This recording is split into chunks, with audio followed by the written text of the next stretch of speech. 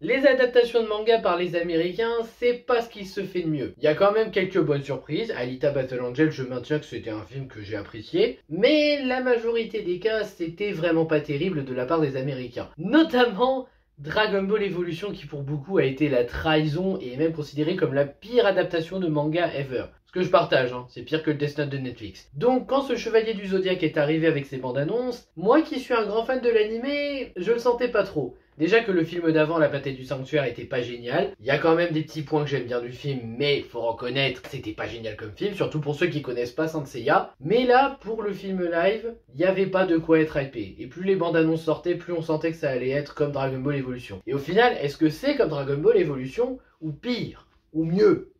Et ben on va voir ça, mais parlons d'abord de l'histoire de ce film. Seiya fait des combats de rue pour tenter de survivre en essayant de retrouver sa sœur perdue. Oui, nous sommes bien dans les Chevaliers du Zodiaque. Les Chevaliers du Zodiaque, oui, mais les Chevaliers du Zodiaque, évolution. Un jour, il se fait repérer par Alman Kido, oui, c'est les noms américains, donc je vais essayer de garder les noms américains, mais je promets rien, qui lui demande de venir pour protéger Sienna, sa petite fille, qui dégage un cosmos très dangereux, et qu'elle n'arrive pas à contrôler. Seiya va donc devoir s'entraîner pour devenir le chevalier de Pégase et protéger Sienna de certaines personnes qui veulent sa peau. En gros, c'est l'histoire du film globalement résumée. Ouais, ça sent vraiment pas bon quand on le dit comme ça. Et autant le dire tout de suite, ce film Chevalier du Zodiaque est une merde abyssale. Je suis désolé, hein, vraiment, j'aime pas dire ça d'un film, mais là, vraiment, il y a rien de bien. Bon, je mens, il y a deux petits points que je veux bien sauver pour être gentil, mais dans la majorité, le film est une catastrophe. C'est nul, que ce soit pour les fans ou les non-fans de Saint Seiya. Là, c'est raté de A à Z. Il n'y a pas grand-chose à sauver. La majorité des choses sont nulles. Bon, évidemment, on va en parler en détail, mais on va d'abord parler des quelques petits points à sauver.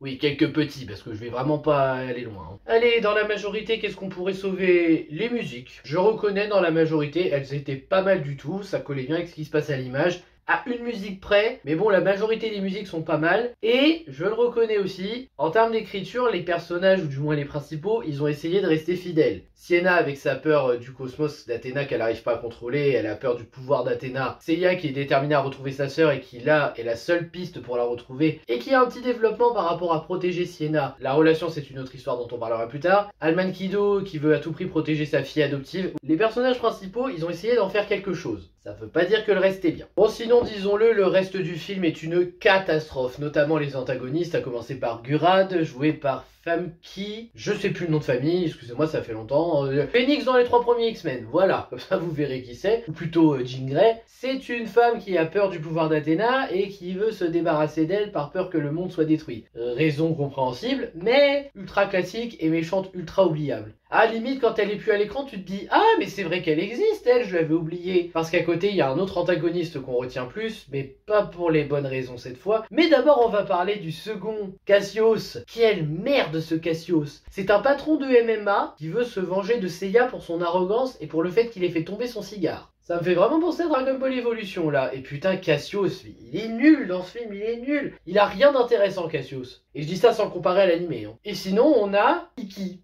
Non, pardon. Néron du Phénix. Oui, parce que c'est le nom américain. Ouais, bah moi je vais garder Iki, hein, c'est plus beau. Donc Iki du Phénix ici qui a rejoint Gurad pour tuer Athéna.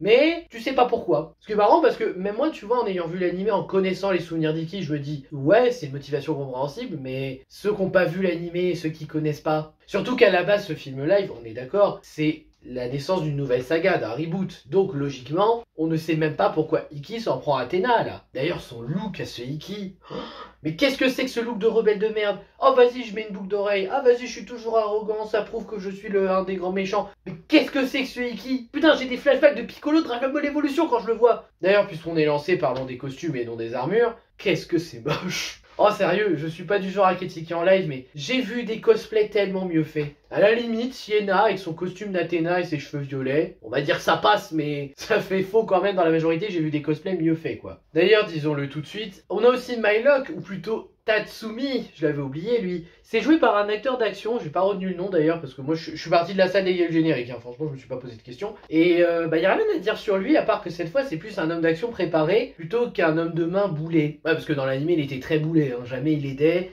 Et il faisait le malin avec les chevaliers en mode ouais je veux vous protéger, protégez là je vous l'ordonne. Mais ta gueule, t'es une sombre merde.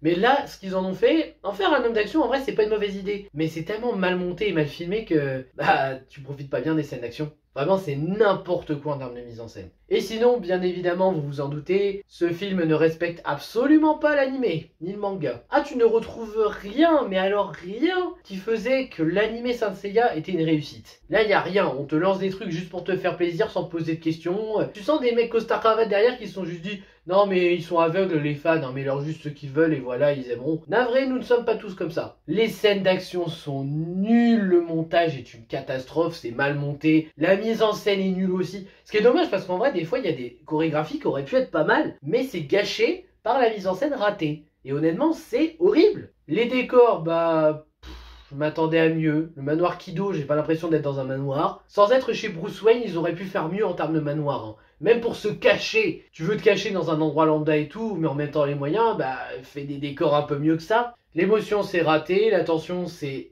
raté aussi. À aucun moment, j'ai eu réellement peur pour les personnages, même Sienna. Ça manque clairement d'explications pour tous ceux qui ne connaissent pas l'univers CDZ. Oui, CDZ, Chevalier du Zodiaque. Par exemple, un petit spoil, hein, rien de grave, mais quand Seiya se transforme pour la première fois grâce à son armure, il a sa tenue d'entraînement du sanctuaire. Pourquoi? Moi je veux bien si tu veux qu'il ait juste qu'un bout d'armure qui vienne sur lui, mais pourquoi il a sa tenue d'entraînement du sanctuaire? Pourquoi ça l'a fait changer de tenue? Il me semble, si je ne dis pas de conneries, que les armures ne les font pas changer de tenue. Les armures, c'est pour se couvrir eux, c'est pas pour dire « Oh t'as un morceau d'armure, tu te changes ». On n'est pas dans Power Rangers. Les effets spéciaux sont nuls. Après, un point qui aurait pu être intéressant, parce que ça aurait peut-être été la seule version qu'il aurait fait, c'est de développer la relation Seiya-Saori.